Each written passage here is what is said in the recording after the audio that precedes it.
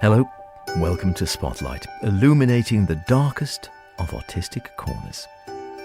Spotlight, brought to you by the Isle of Man Arts Council. This evening, we enjoy a walk around the wonderful Loom gallery in Laxey. Hear about the Isle of Man's great success at the NODA Awards this year. And enjoy what might be the last poem from the current Manx youth bard.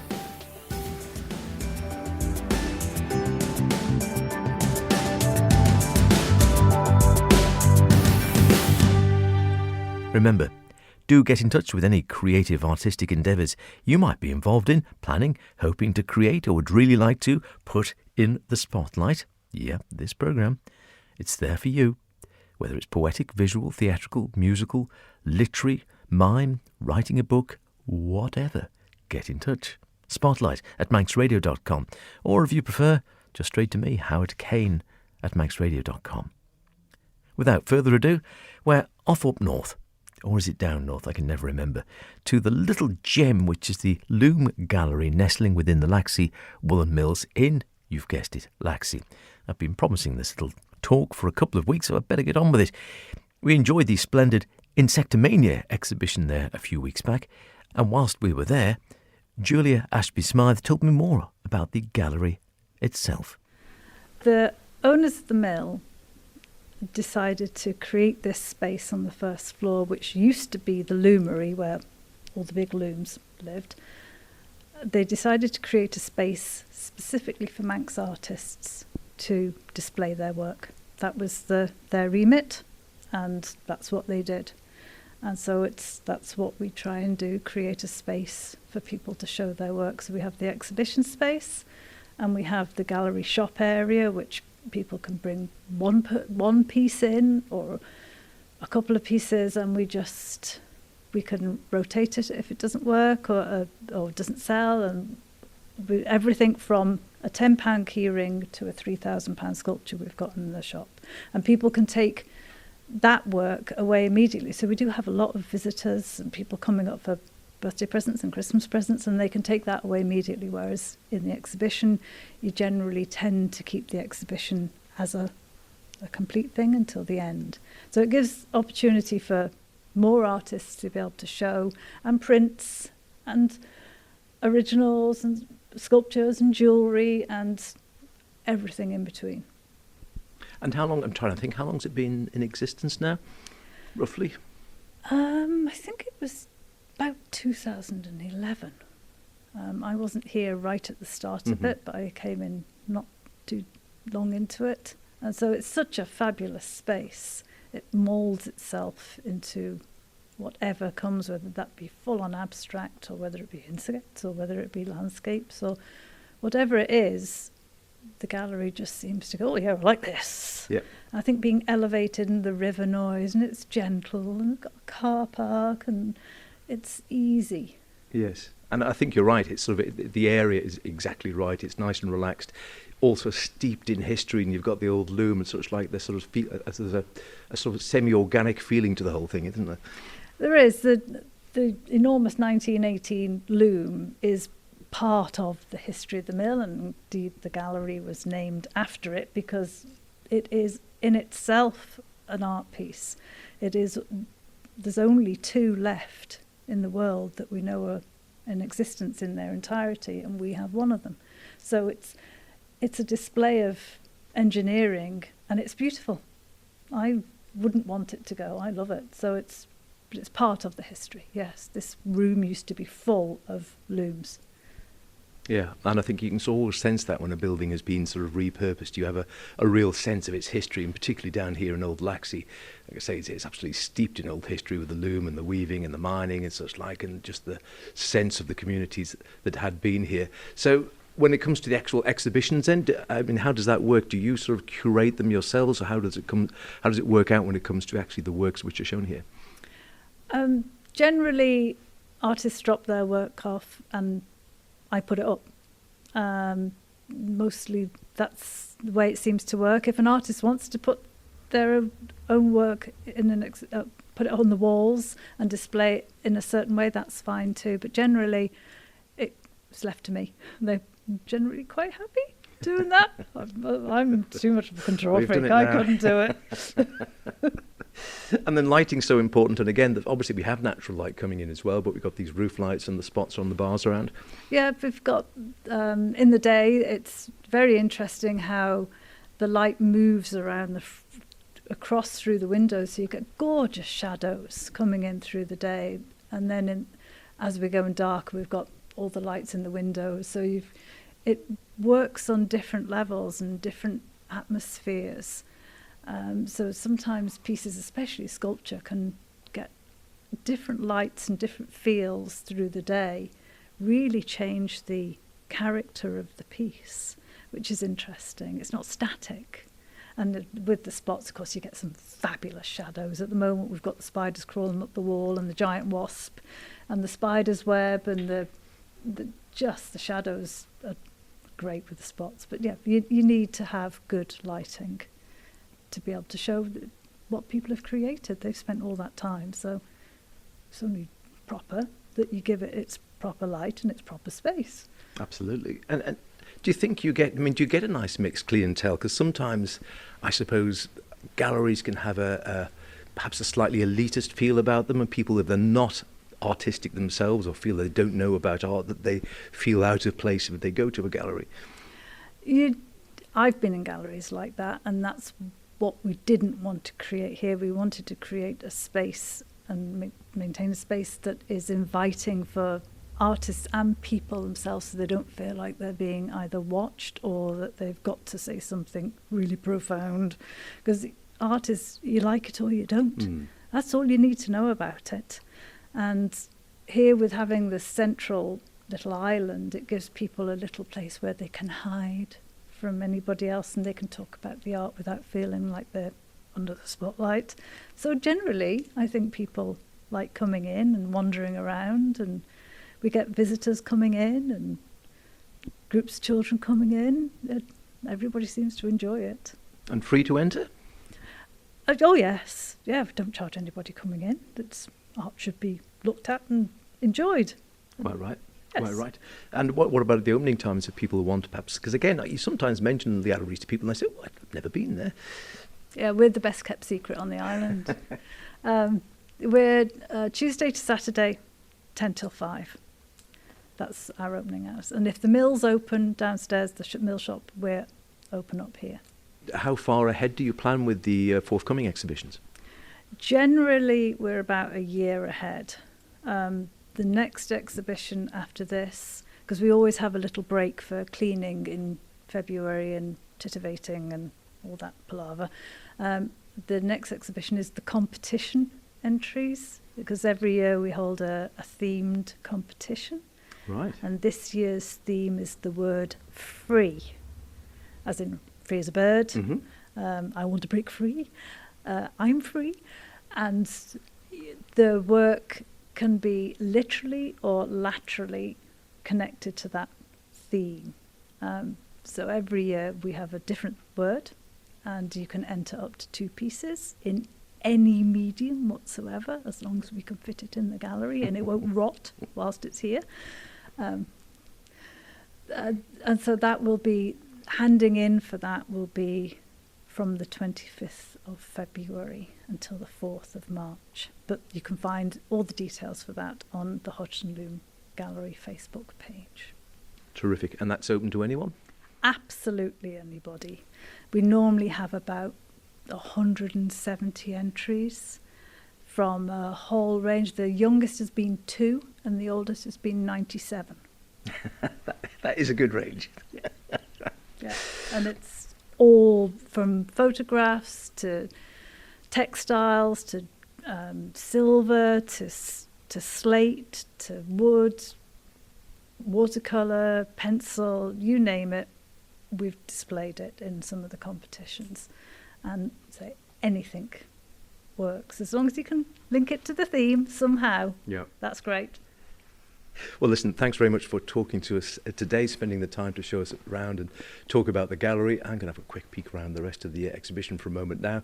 And yes, so if you haven't been down, as Julia says, best kept secret on the island. And it is wonderful. You just need to go in, pop up, and it's a whole little world up here which you can happily lose yourself in for an hour or so. And who knows, maybe take something away with you as well if you're artistically inclined to brighten your home or your life.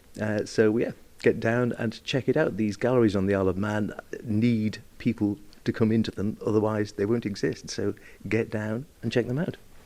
It really is a wonderful little space. Quirky, charming, always something of interest. If you've never been, get yourself down there. Oh, and don't forget that art competition. We'll probably have more on that in a week or two. Spotlight, brought to you by the Isle of Man Arts Council. We've been enjoying the terrific poetry of Manx youth bard Iva Petrova over the last 12 months or so. And what a talent she is. However, all good things, as they say, and in the next week or two, Eva's successor will be crowned as youth bard for the island. So this will probably be Eva's last poem for a time, at least until she's senior bard, or maybe poet laureate, who knows. As usual, we'll leave Eva to introduce the poem herself. Good evening. Back on the radio with rather a long poem, reflecting the atmosphere surrounding the Year 11 mock examinations, which took place shortly after Christmas.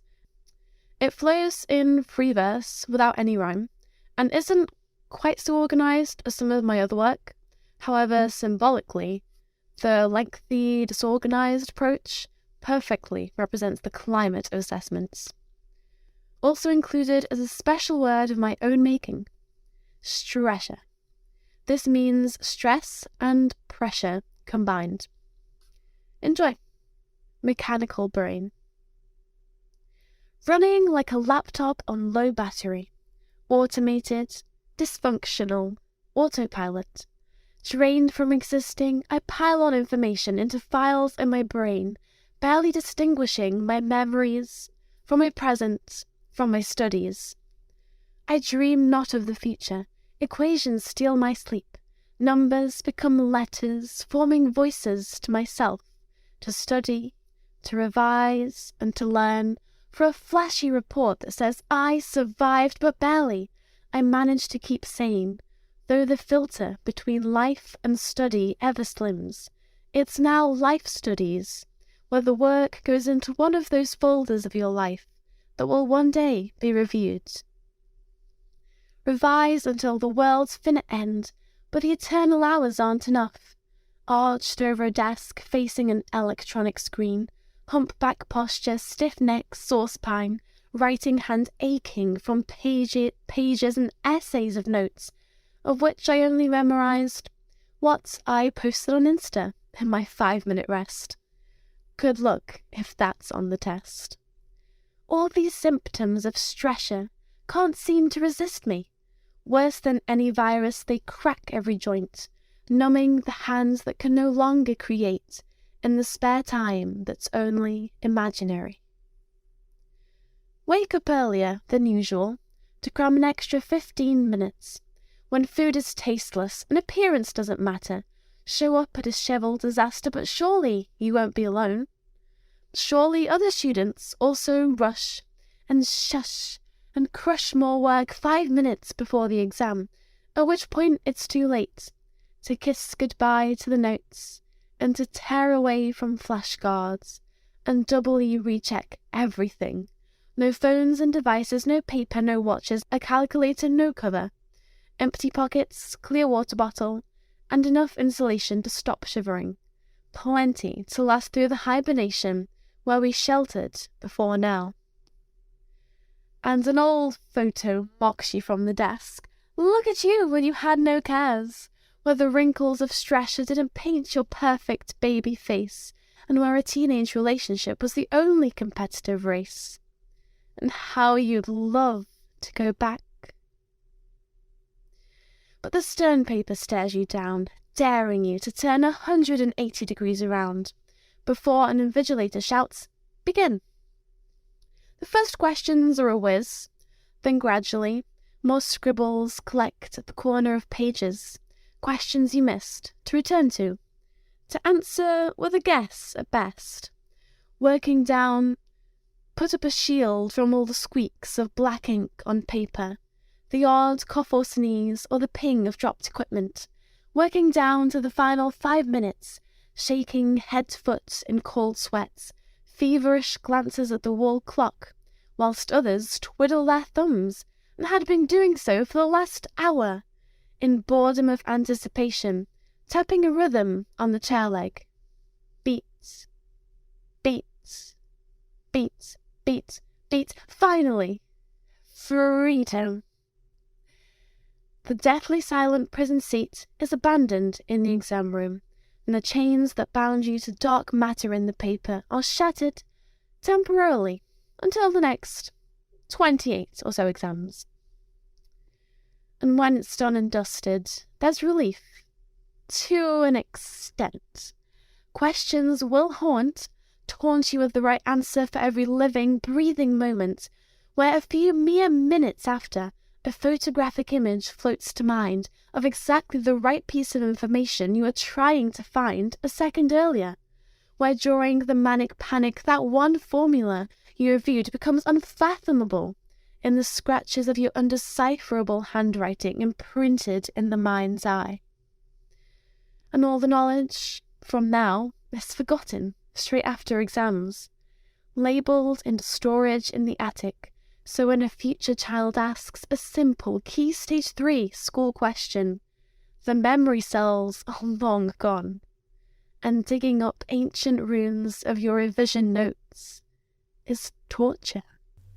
Wonderful stuff, as ever, from Eva. Stresher. Might catch on. Who knows? Thanks very much to her for all of the great poetry over the last 12 months. Of course, we know the Isle of Man is an amazing centre of artistic talent in all sorts of genres, none more so than musical theatre, as witnessed at this year's NODA Awards. Committee member for Centre Stage Productions, Kelly Firth, was there at the awards ceremony, and she dropped by to tell me more, starting off by saying, well, what does NODA stand for? So it stands for National Operatic and Dramatic Association, and they're just the national body representing amateur theatre. So any amateur theatre society can become a member of NODA. I think there's around probably over 2,000 societies are members of NODA. Yeah. So quite a lot. They just give a voice to the amateur theatre sector of the UK. They can give you advice on your show. It helps you be part of a theatre community, and then they run the awards annually. And it is this award ceremony we're talking about here, which you've just been across to, I think, all dressed up. Yes, so we just had the District 2 Awards. And when you win out of the District 2 Awards, you go forth into the Northwest region, which is our region, regional awards. It doesn't go any further than that. There's no world awards, sadly. Give it time. We'll get there. And a fair amount of success, judging by the list I've got in front of me here on this, which seems very impressive. The Isle of Man, it would seem, as is often the case, punching well above its weight. Yeah, because of the pandemic, any shows that took place from 2021 to 2022 were judged together, which is why there were 4 shows nominated from the Isle of Man in total. 2 from Douglas Choral Union, which were Shrek the Musical and The Hunchback of Notre Dame, and Annie and Grease from Centre Stage Productions. So in total, Centre Stage Productions were nominated in 13 categories, and Douglas Choral Union were nominated in 12.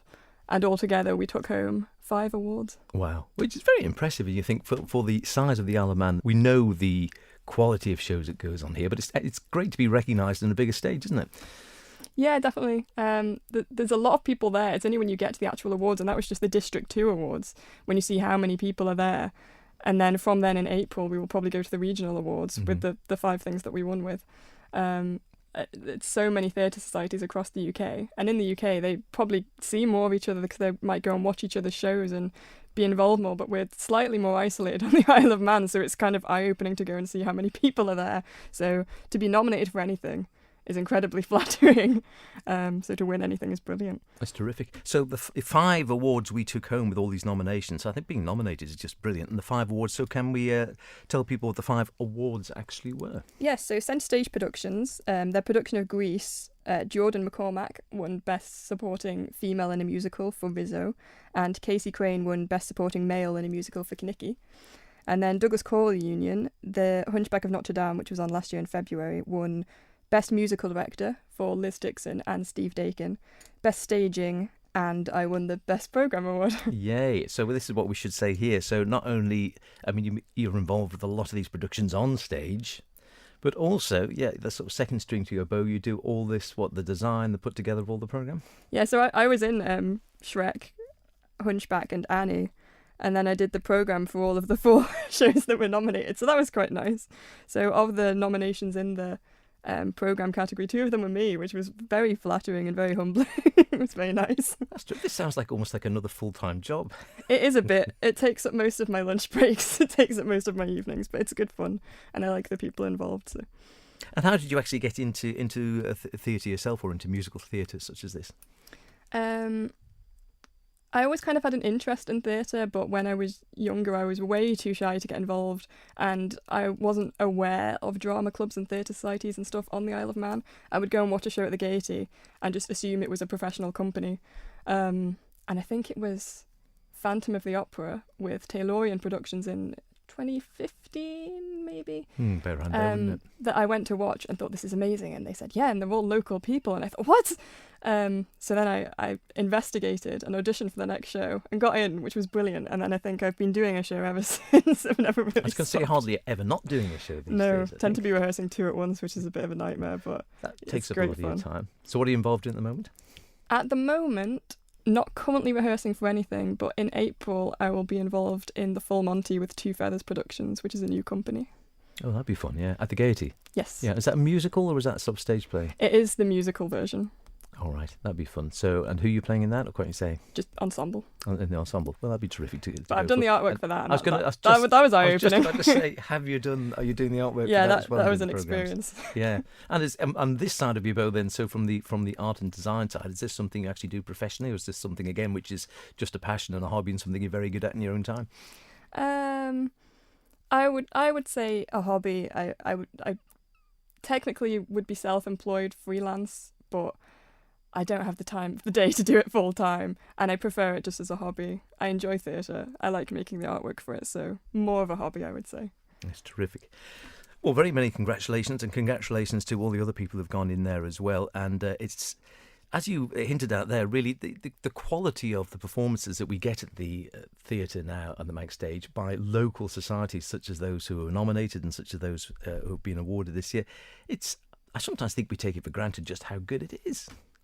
Definitely. Yeah, amazing. So many congratulations. No doubt you'll be going on to greater things.